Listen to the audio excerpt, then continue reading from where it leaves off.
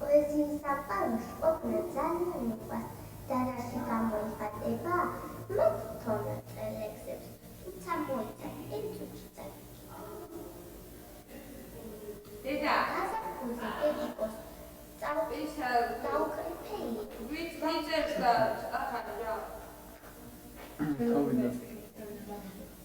პოეზიის სამყაროში ყოფნა ძალიან მიყვარს და რაში გამოიხატება?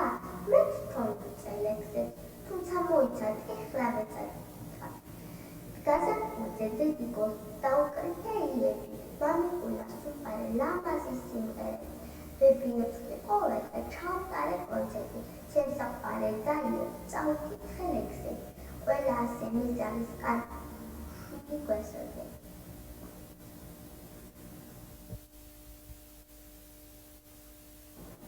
ჩემო თვალათელო, ჩემო სანატრელო, ოდესმე დიდი ყოფილა საქართველო, ყოფილა დავით მეფე, აღმაშენებელი, ყოფილა ნოკიზრები, გასაშტერებლები, ყოფილა მოდრეკილი, ყოფილა ცურტაველი, რასაც მოყოლია შოთავის თაველი.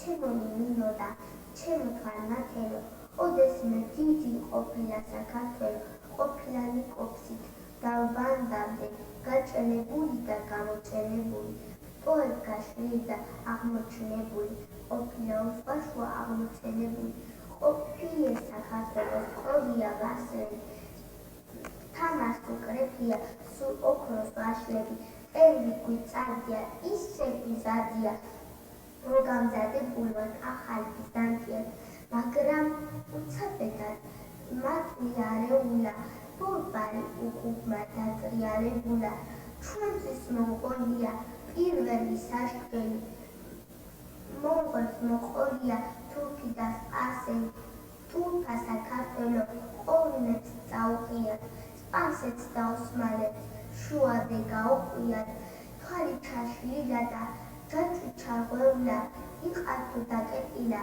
გელაც დანგრეულა, ოთხ მეფეს სისხლის ცრემლები თუ ცრემლიან, ოთხივე საბრალო ლექსები უწერიათ, რა დროს ლექსიაო, მოუკვდა პატრონი, ხმლით შემოადგილა ერეკლე ბატონი, ამას მოყოლია ვახტრონი, ჩემო თვალნათელო, ჩემო სანატრელო, ოდესმე დიდი ყოფილა საქართველო.